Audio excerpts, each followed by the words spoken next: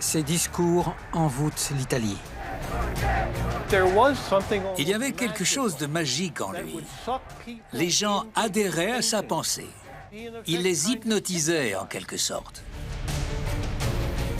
Mais derrière la voix puissante et les poses de Mussolini se cache un cœur sombre, empli de violence et de brutalité. Adolf Hitler considère Mussolini comme un exemple à suivre pour détruire l'ordre établi. Nous allons vous raconter l'histoire du Duce, du chef, et comment son amour pour l'Italie l'a mené au pouvoir. Mais son obsession pour la terreur a fini par mettre son pays à genoux.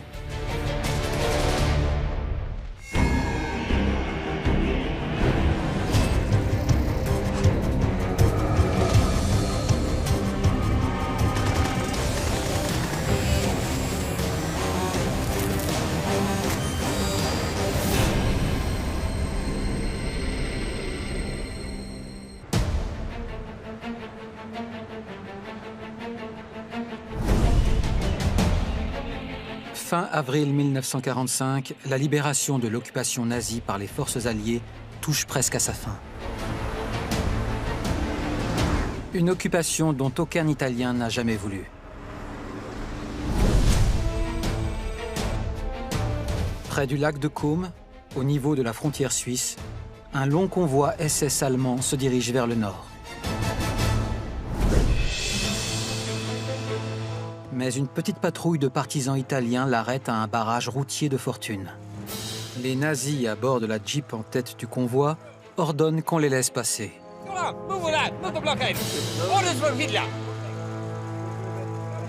Au moment où les Allemands sont sur le point de passer, l'un des Italiens remarque une chose étrange. À l'arrière du véhicule, un homme vêtu d'un uniforme nazi essaie de ne pas attirer l'attention. En regardant de plus près, les Italiens le reconnaissent.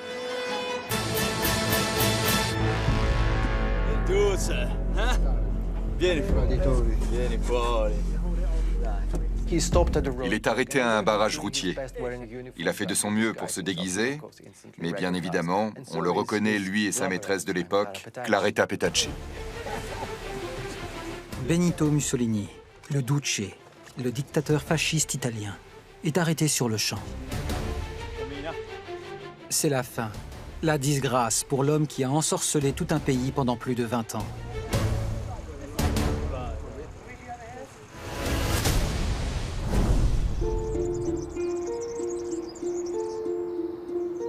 Mussolini naît en 1883 dans le village de Predapio, en Romagne, une région au nord-est de l'Italie. À cette époque, sa famille traverse une période difficile. Son grand-père avait dû vendre les terres de la famille. Et je crois que d'une certaine façon, Mussolini voulait redorer le blason familial.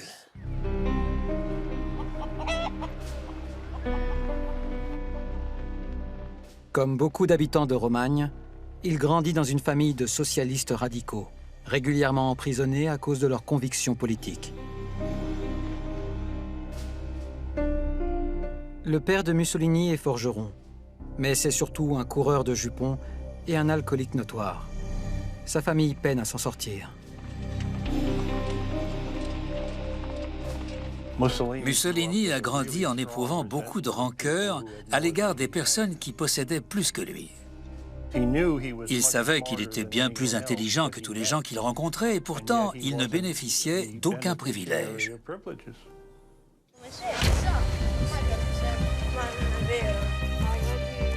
Animé par le sentiment d'injustice qui règne dans sa famille, le jeune Benito est arrogant, lunatique et tyrannique. Enfant, Mussolini était turbulent, indiscipliné et incontrôlable.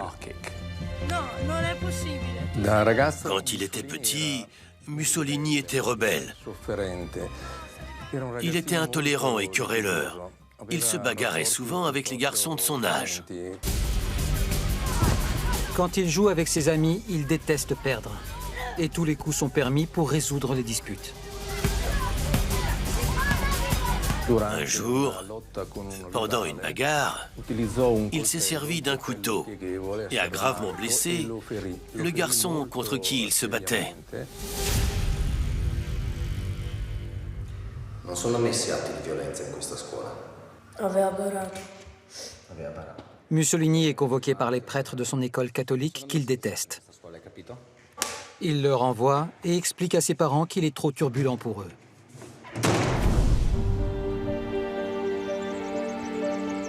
Mais le jeune Benito peut aussi se montrer sympathique et loyal.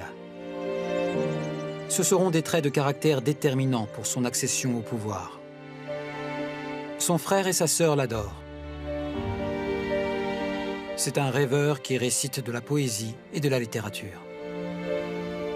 Mussolini était le grand metteur en scène de sa propre vie.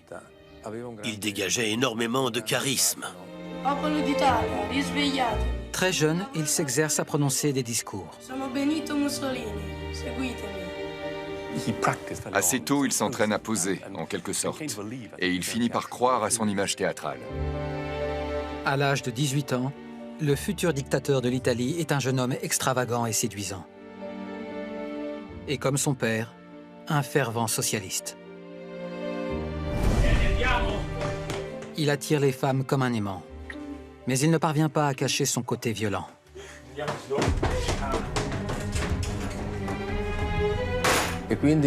Il aimait les femmes. Il avait une addiction au sexe. À ses yeux, toutes les femmes, jeunes ou âgées, étaient des proies. Au cours de sa vie, Mussolini couche avec des centaines de femmes. Ses relations sont souvent violentes. Mussolini avait tendance à avoir des relations sexuelles plutôt déviantes, bestiales et courtes. Plutôt que d'avoir honte de battre et de violer des femmes, il s'en vante plus tard dans ses écrits. Mussolini était égocentrique, ce qui l'amène parfois à avoir des comportements étranges. Ça lui a valu les surnoms de fou de Predapio et de fou de Romagne. En 1903, il échappe au service militaire en fuyant en Suisse. Mais il est arrêté pour avoir prôné une révolution violente.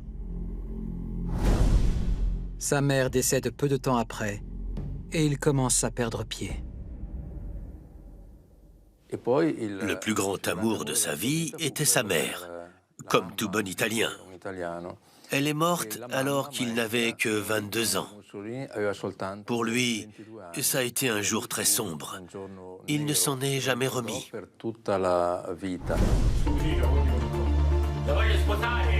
Quand son père se remarie, Mussolini développe une obsession malsaine pour sa nouvelle demi-sœur de 16 ans, Rachele.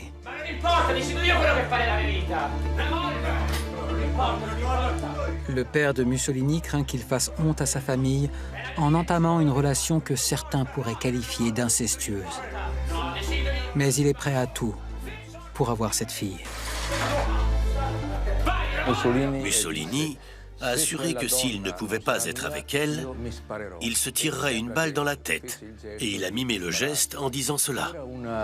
Mais c'était du cinéma. À ce moment-là, il n'avait aucunement l'intention de mettre fin à ses jours.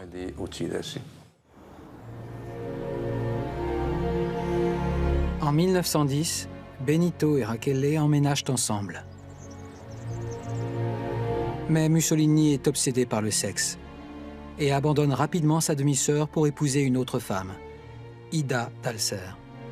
Ensemble, ils ont un fils, Benitino, le petit Benito. Il se désintéresse rapidement de sa nouvelle famille et la quitte également. À ce stade, rien n'indique que Mussolini, le violent socialiste coureur de jupons, pourrait devenir l'un des dictateurs les plus diaboliques de l'histoire.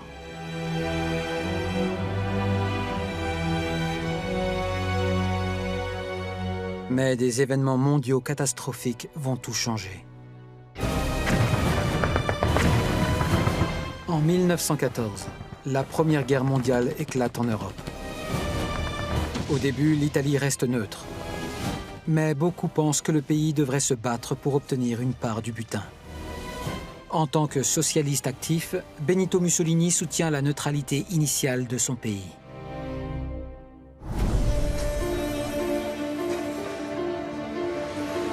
Il habite désormais à Milan et s'est découvert un talent pour le journalisme qui provient sûrement de son amour pour la littérature. Alors qu'il n'a encore qu'une vingtaine d'années, il devient le rédacteur en chef de l'un des journaux socialistes les plus vendus du pays, Avanti. Avanti lui a offert une tribune qui lui permettait d'influencer la direction politique du parti. C'était un fervent supporter de la révolution en Italie. Il commence à penser que la guerre pourrait être l'élément déclencheur qui transformera le pays, voire provoquera une révolution. Dans ce cas, l'Italie doit y prendre part. En avril 1915, il est arrêté pour avoir organisé des manifestations en faveur de la guerre. Les socialistes et Avanti ne partagent pas son point de vue. Il est renvoyé du parti et démissionne du journal. Pour se venger, il commence sa propre publication. Il veut une tribune pour ses idées. Donc il collecte de l'argent auprès de plusieurs personnes et il fonde un journal qui s'intitule Il Popolo Italia, le peuple d'Italie. Le 24 mai 1915, le souhait de Mussolini devient réalité. L'Italie entre dans le conflit. Après avoir plaidé sans relâche en faveur de la guerre, il peut enfin y participer. Quand l'Italie se déclare en guerre au printemps 1915, il se porte volontaire. Il est blessé dans un accident de mortier. Il existe des photos de lui avec des béquilles. Après cela, il retourne à son poste de rédacteur en chef. Pendant sa convalescence, il écrit des éditoriaux dans son lit et une idée lui vient. Il commence à penser que la solution pour avoir une révolution en Italie est peut-être de mobiliser les vétérans à leur retour. Mussolini parlait d'eux comme de l'aristocratie des tranchées.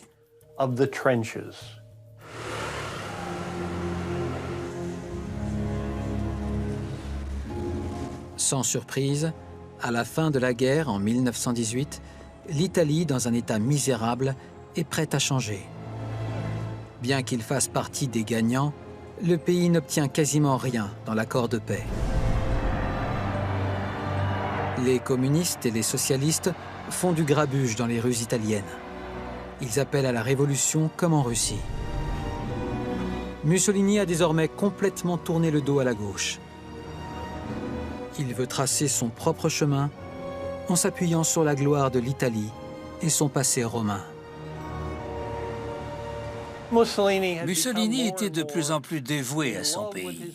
Il rêvait de le diriger. Il se demandait comment en faire une grande puissance. Il décide de passer à l'action. Il appelle à la création d'un nouveau mouvement radical qu'il dirige grâce à sa force de caractère. Il avait l'air sympathique et certains trouvaient même qu'il faisait preuve de compassion. Mais ce n'était qu'un leurre, une façade. Il avait conscience que son charisme lui permettait d'arriver à ses fins.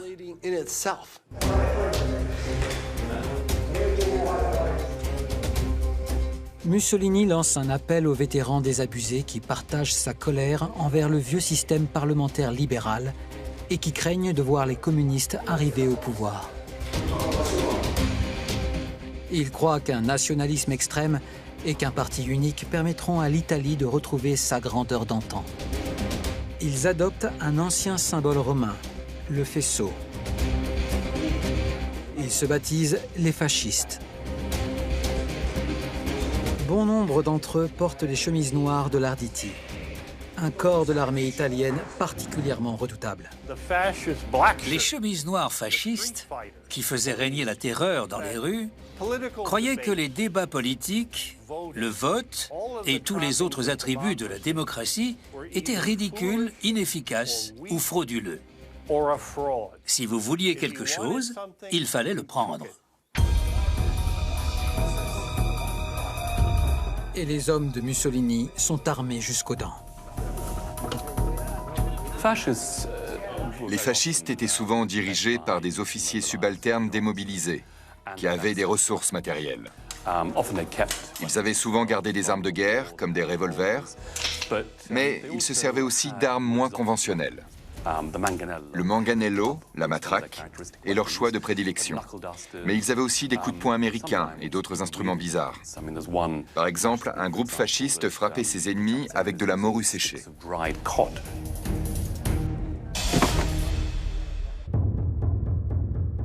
Mussolini devient leur leader et il le surnomme le Duce, le chef. Il organise ses partisans en unités de combat et leur donne l'ordre de passer à tabac et d'humilier ses opposants.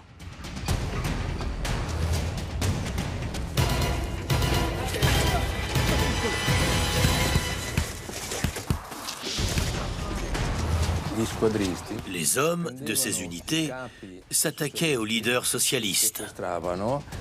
Ils les enlevaient, les obligeaient à arborer des slogans fascistes pour les humilier.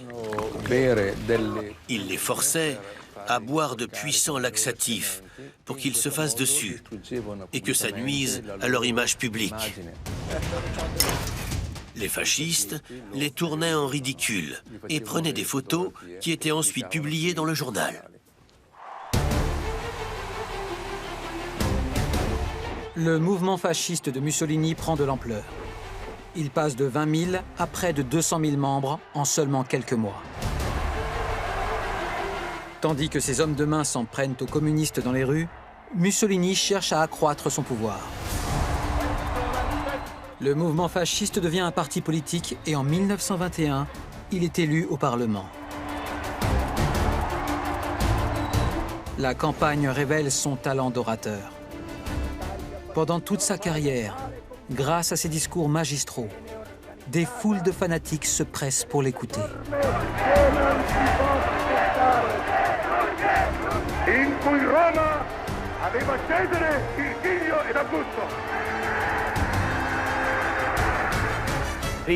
Il avait la capacité de toucher les gens, de contrôler leurs émotions et de se faire écouter parce qu'il était éloquent et persuasif.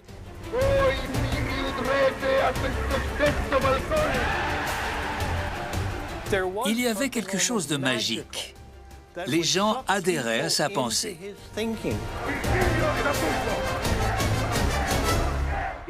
Des foules entières scandaient son nom. Duce, Duce, Duce. Parce qu'en quelque sorte, il les hypnotisait. En 1922, l'Italie continue de plonger dans le chaos. Et Mussolini saisit cette occasion. Grâce à ses talents d'orateur, il veut réunir assez de fascistes dans les rues pour forcer l'État à lui donner le pouvoir. Il incite ses partisans à marcher sur Rome.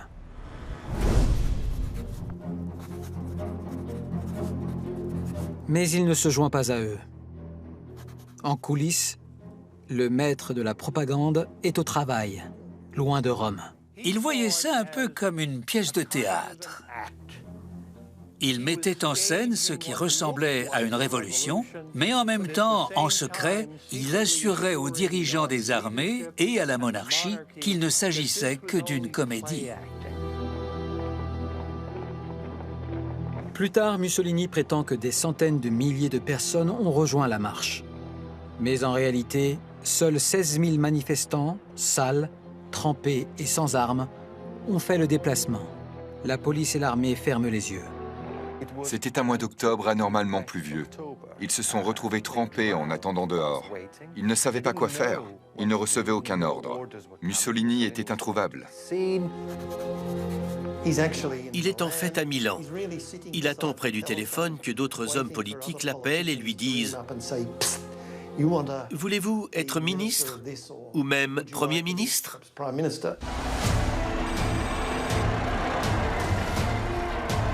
Terrifié par une éventuelle révolution, le roi Victor Emmanuel III, le chef d'État italien, fait appel à Mussolini pour diriger un nouveau gouvernement de coalition. Grâce à son don pour haranguer les foules, la stratégie du chef a payé. C'est le début de la descente aux enfers pour l'Italie.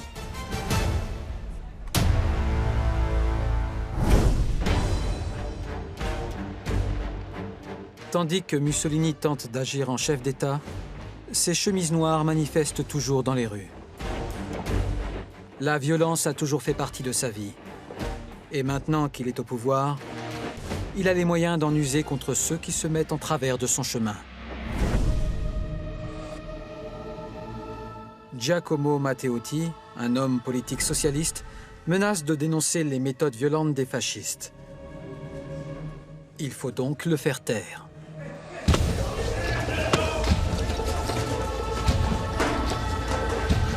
Un groupe de chemises noires attaque Matteotti. Il succombe à une crise cardiaque et est enterré dans une tombe de fortune aux portes de Rome. Quand Mussolini apprend que ses propres gardes du corps ont assassiné un membre du Parti socialiste, il essaie d'étouffer l'affaire. Quand on retrouve le corps de Matteotti, Mussolini nie toute implication. Mais le meurtre a beaucoup d'impact. Ses opposants politiques sont terrorisés et gardent le silence. Alors que l'Italie est intimidée et soumise, Mussolini peut réaliser son rêve, celui de construire un second empire romain qui s'étendra dans le monde entier et dont il sera le nouvel empereur, tout comme un autre individu à quelques centaines de kilomètres. Par courrier, un admirateur d'Allemagne lui demande une photo dédicacée. Mussolini refuse. Il ne considère pas l'auteur de cette lettre comme quelqu'un d'important. Mais cela changera bientôt. Car cette lettre vient de l'homme qui détruira sa vie et son pays, Adolf Hitler.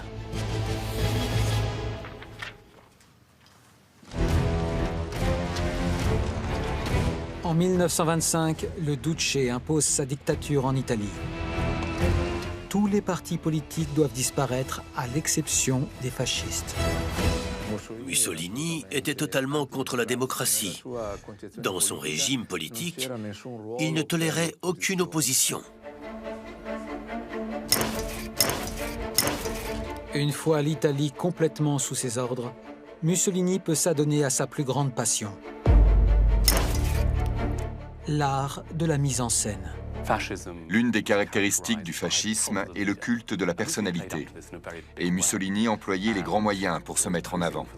Il posait sans cesse devant l'objectif. Il avait un regard perçant. Il faisait tout pour ressembler au surhomme de Nietzsche. Un homme viril, athlétique, un grand sportif avec un beau torse, qui ne craint pas de retirer sa chemise et de montrer ce qu'il considère comme un torse viril. Il est impossible d'imaginer Adolf Hitler retirer sa chemise et s'exhiber. Mais Mussolini se fait photographier dans les champs. Il envoie un certain message. Mussolini devient un exemple pour tous les aspirants dictateurs du XXe siècle et ceux qui viendront ensuite.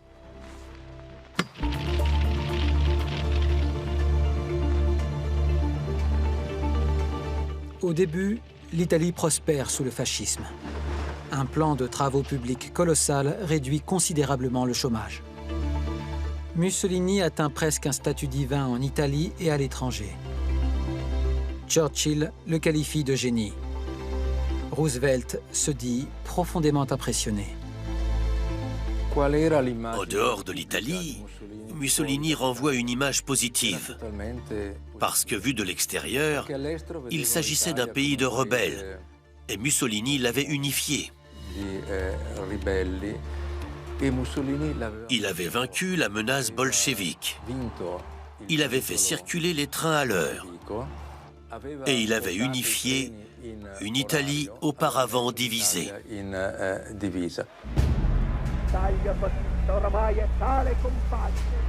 Mais contrôler son propre pays n'est pas suffisant pour le Duce. Selon moi, l'expression qui décrit le mieux l'Italie, c'est la plus petite des grandes puissances. Au football, elle aurait été en bas de la première division. Mussolini se servait lui-même de cette métaphore. Il est particulièrement jaloux des grands empires coloniaux que sont la Grande-Bretagne et la France. Mussolini avait pour ambition de restaurer l'Empire romain. Il voulait envoyer ses légions fascistes, là où les légions romaines s'étaient rendues, y compris en Libye et en Afrique du Nord. L'Italie contrôle la Libye depuis 1911. Mais après la Première Guerre mondiale, des tribus libyennes se soulèvent contre l'empire colonial. Mussolini mène une politique brutale de pacification. Il commande à ses généraux d'exterminer tous les opposants et de les enfermer dans des camps de concentration. La politique italienne en Libye est une politique de violence absolue. Ce pays a connu le pire du colonialisme européen.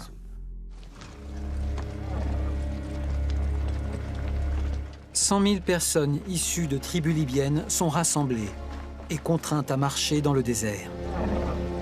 La plupart meurent pendant le périple. Il s'agit en majorité de femmes, d'enfants et de personnes âgées. Et un châtiment bien pire est réservé aux leaders politiques. Les Arabes libyens disaient « ils sont partis à Rome ». Mais c'était un mensonge. Ils étaient jetés d'un avion à quelques kilomètres du village. Ils ont éradiqué ces gens et ils ont enlevé leur leader, Omar al-Mokhtar, puis ils l'ont pendu devant 20 000 Libyens. Près de la moitié de la population libyenne est éradiquée, parce que Mussolini a le rêve délirant de fonder un nouvel empire romain. Mais le reste du monde prête peu attention à ce qui se passe en Afrique du Nord.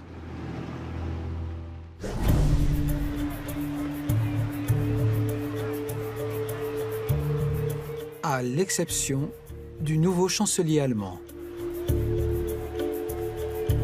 En 1934, Adolf Hitler rencontre enfin l'homme à qui il a écrit 8 ans plus tôt. Mussolini n'est pas impressionné et le décrit comme un petit clown ridicule. Adolf Hitler considère Mussolini comme un exemple à suivre pour détruire l'ordre établi. Hitler apprend de Mussolini et il éprouve beaucoup d'affection pour lui. C'est au-delà de l'admiration. Il idolâtre Mussolini. Au début, c'est Hitler qui imite son héros. Il copie le salut fasciste et de nombreuses idées du Duce. Mussolini savoure sa supériorité au début de leur relation. Il pense également qu'il peut intimider Hitler.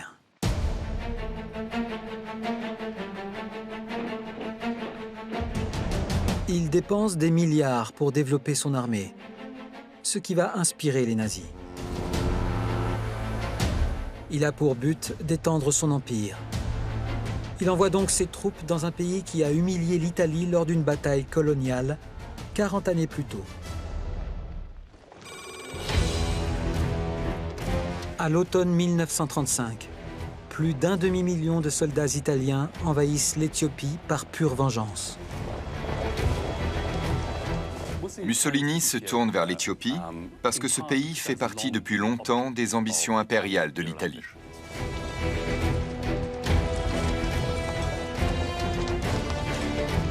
Il s'agit de la plus grande armée coloniale jamais déployée. Et cette guerre devient l'un des conflits les plus inégaux du XXe siècle.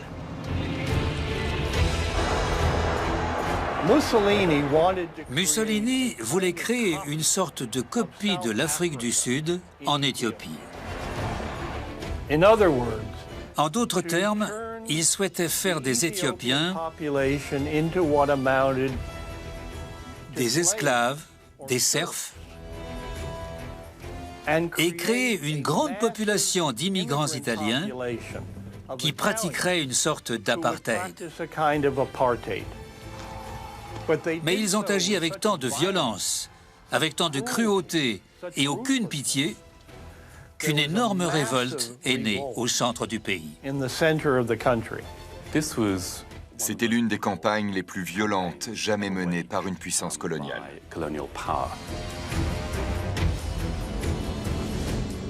L'Éthiopie n'avait quasiment pas d'armée de l'air. Les avions italiens pouvaient survoler les villages ou même l'armée éthiopienne et faire ce qui leur chantait. Le Duce n'impose aucune limite à ses bombardiers. Il voulait que cette campagne s'achève avant la fin de l'année. Il a décidé d'utiliser du gaz toxique à grande échelle pour que la guerre se termine vite.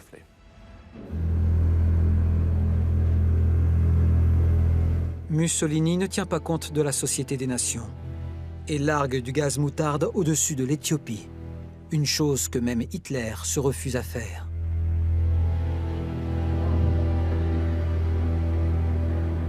L'empereur Haïlé Sélassié implore désespérément la Société des Nations d'intervenir.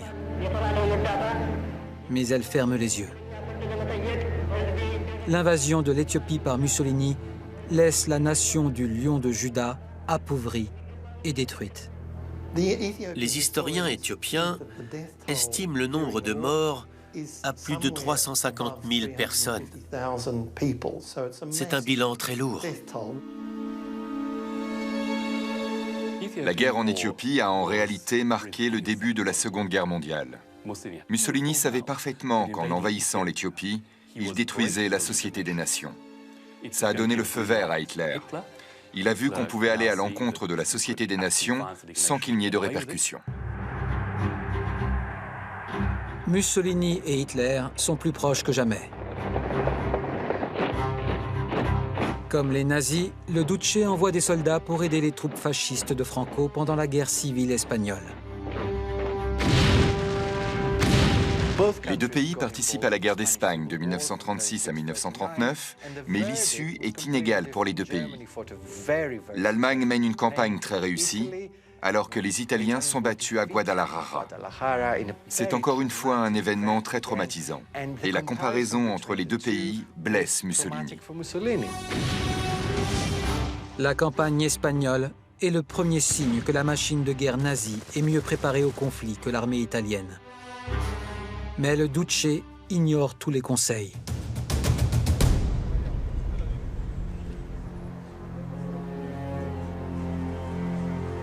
Qui plus est, ses anciennes conquêtes reviennent le hanter. La première femme qu'il a abandonnée, Ida d'Alser, et leur fils, le petit Benito, lui cause des soucis. Après elle, Mussolini épouse Rachele, sa demi-sœur. Mais Ida refait surface et ternit son image. Elle ne le voulait rien que pour elle. Et elle a provoqué plusieurs scènes avec Rachele et Mussolini. Le Duce considérait que cette situation était intolérable, car elle risquait de donner une mauvaise image de lui. Mais le dictateur fasciste, toujours aussi cruel, déclare qu'Ida est folle et la fait interner. Il décide que cette femme doit disparaître de sa vie et il la fait enfermer dans un hôpital psychiatrique. En 1937, Ida d'Alser est passée à tabac. Elle décède d'une hémorragie cérébrale à l'asile. Quelques années plus tard, il ordonne que son propre fils, Benettino, soit tué par injection létale. Il n'a que 26 ans.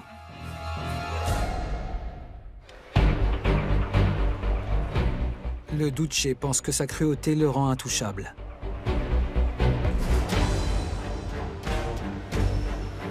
Le 27 septembre 1937, alors que ses problèmes personnels sont réglés, Mussolini est invité en Allemagne.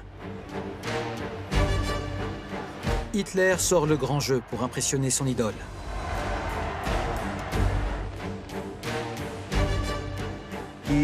Il est absolument stupéfait par les progrès que l'Allemagne a faits en quelques années.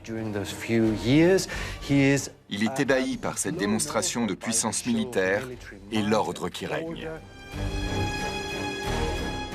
Il se rend compte qu'Hitler a désormais beaucoup plus de pouvoir que lui. Mussolini est obsédé par l'art de la mise en scène et la puissance militaire. Hitler touche un point sensible. Le Duce est fasciné. Le petit clown ridicule est maintenant le maître du jeu. Quand Mussolini rentre de voyage, il a le sentiment que l'avenir est entre les mains de l'Allemagne. Il est très impressionné par les nazis. Mussolini n'est pas seulement conquis par l'armée d'Hitler. Il est également captivé par ses idées.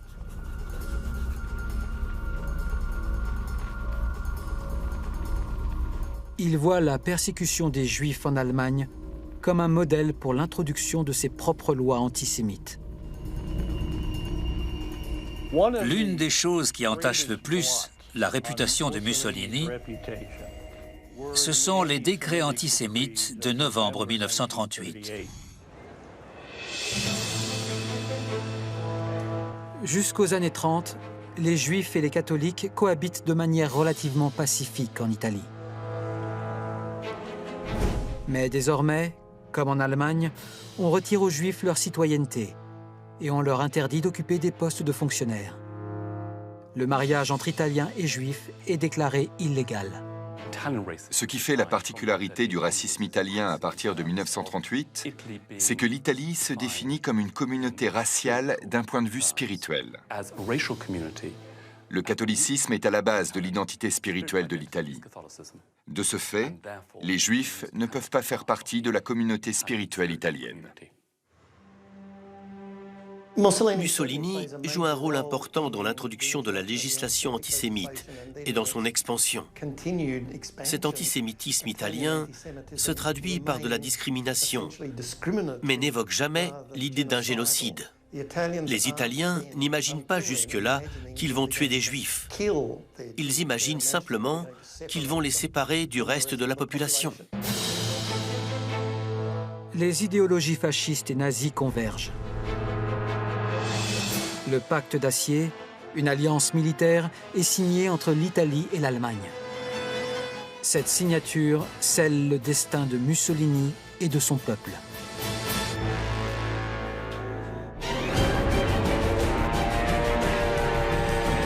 Le 1er septembre 1939, Hitler envahit la Pologne. 2 jours plus tard, la Grande-Bretagne et la France déclarent la guerre à l'Allemagne. A priori, Mussolini n'est pas sûr du tournant que va prendre la guerre et adopte une vision à long terme.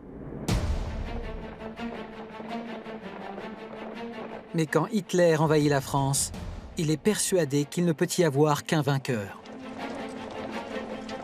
Le 10 juin 1940, il s'allie corps et âme aux nazis. Il est convaincu que nul ne peut arrêter Hitler et qu'en le suivant, ses propres rêves d'empire deviendront réalité.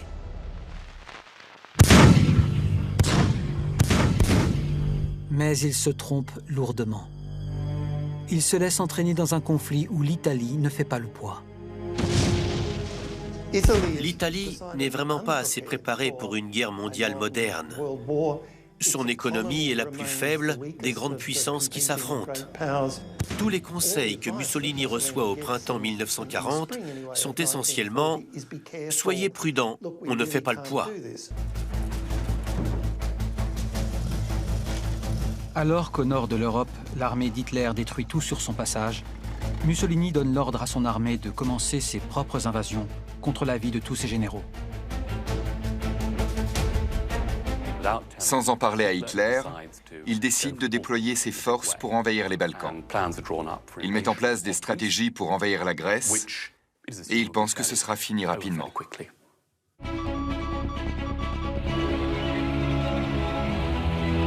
Malgré le succès de Mussolini en Éthiopie, l'invasion de la Grèce est un désastre. L'armée italienne est vaincue et se retire immédiatement. Les nazis se voient forcés de secourir leur plus faible allié et d'occuper la Grèce. Le 22 juin 1944, Hitler attaque seul l'Union soviétique.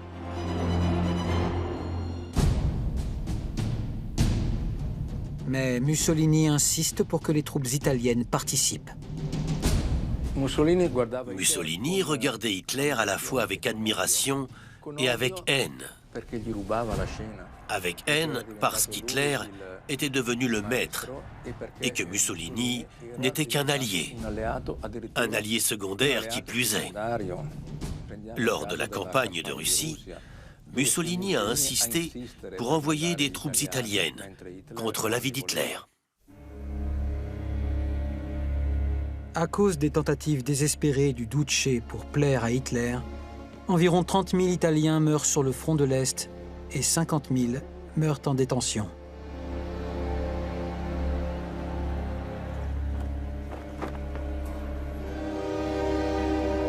En 1942, la nouvelle d'une défaite contre les Britanniques en Afrique du Nord se répand.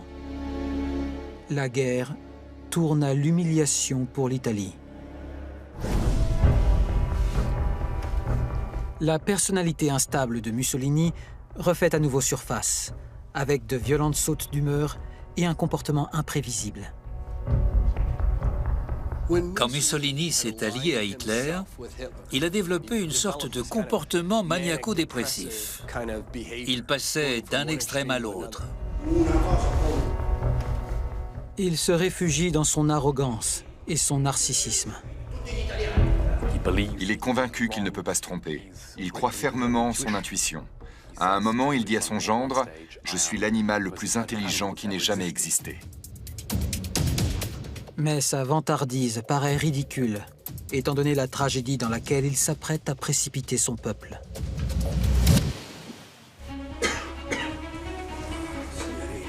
En 1943, l'Italie est en train de perdre la guerre. Et Mussolini est de plus en plus malade. Il a développé un ulcère. Son emprise sur son pays s'amenuise et l'avenir de son régime est prévisible. Les Alliés bombardent toute la péninsule et envahissent la Sicile. Les raids aériens sur les villes italiennes ont un énorme impact sur les infrastructures, mais aussi sur le moral des Italiens. Les pénuries alimentaires augmentent, le rationnement se généralise et la population est de plus en plus désemparée. Malgré la souffrance de son peuple, le Duce est trop fier pour capituler. Son comportement commence à changer. Il est de plus en plus isolé. Il refuse d'écouter les conseils de qui que ce soit.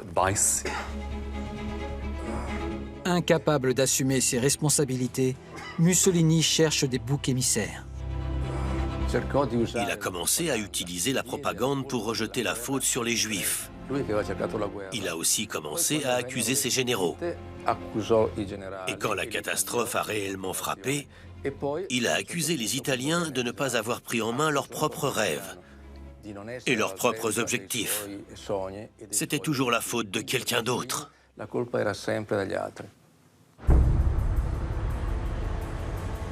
Les Italiens, autrefois effrayés et soumis, ainsi que les alliés politiques de Mussolini, se retournent contre leur chef. Le comte Ciano, le gendre de Mussolini, organise un vote au Grand Conseil pour lui retirer le pouvoir et mettre fin à la guerre. Le roi l'assigne à résidence. Il est enfermé et surveillé par des gardes armés. Mussolini pensait qu'il était fini. Il voulait se consacrer à sa famille. Il pense qu'il va pouvoir vivre une vie paisible. Mais Hitler a d'autres plans.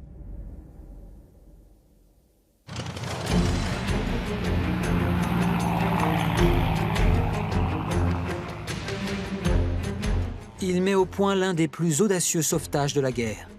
Il envoie des planeurs dans les montagnes, à l'endroit où Mussolini est retenu. Sans un seul tir, il est secouru et mis à la tête d'un gouvernement fantoche au nord de l'Italie. Il s'agit de la République de Salo, qui est sous le contrôle des nazis.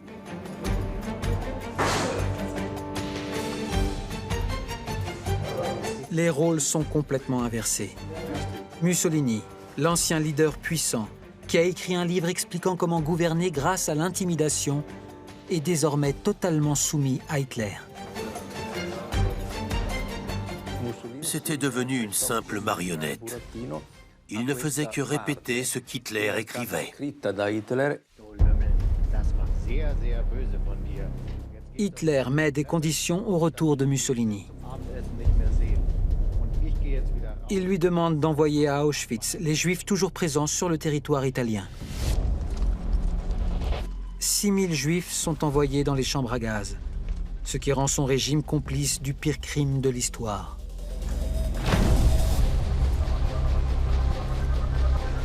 Hitler ordonne ensuite à Mussolini d'exécuter les membres du gouvernement qui ont conspiré pour l'écarter du pouvoir, y compris son gendre, le comte Ciano. Il est isolé et haï par son peuple, injurié par sa propre famille. Son amour pour les nazis et pour son nouvel empire romain précipite sa chute. Mussolini a confié qu'il était fini, qu'il était un cadavre ambulant. Le peuple italien maudissait la guerre et maudissait Mussolini. À cette période, c'était un homme brisé, responsable de la déroute italienne. Le pire, c'est que tout cela n'a servi à rien. Petit à petit, les nazis sont chassés d'Italie. Le Duce tente de s'échapper avec Claretta Petacci, l'une de ses nombreuses maîtresses. Mais la partie est finie. L'ordre est donné d'exécuter Mussolini avant que les Alliés ne lui mettent la main dessus, car c'est le peuple italien qui doit le juger.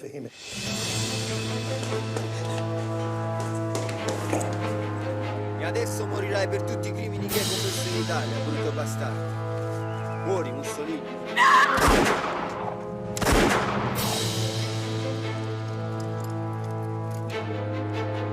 Les corps de Mussolini et Claretta Petacci sont amenés sur le Piazzale Loreto, à Milan. C'est là que les Italiens, épuisés par une guerre qu'ils n'ont pas voulu, déversent leur rancœur. Le corps de Mussolini est frappé. On lui crache dessus. On lui donne des coups de pied au visage. Les deux corps sont ensuite pendus par les chevilles.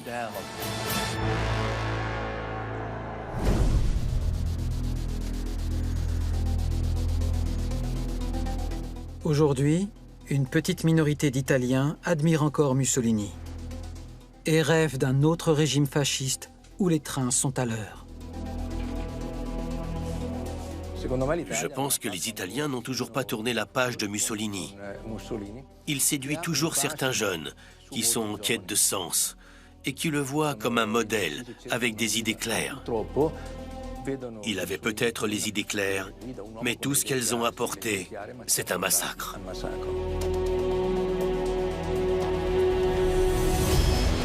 Les fascistes oublient que Mussolini a mené son pays dans une guerre insensée, pour laquelle il n'était pas du tout préparé. Ils oublient qu'il est devenu la marionnette d'Hitler. Ils oublient qu'il est personnellement responsable de la mort d'environ 1 million de personnes en Italie, ainsi qu'en Afrique, et qu'il a participé à l'Holocauste. C'est cher payé pour voir des trains arriver à l'heure.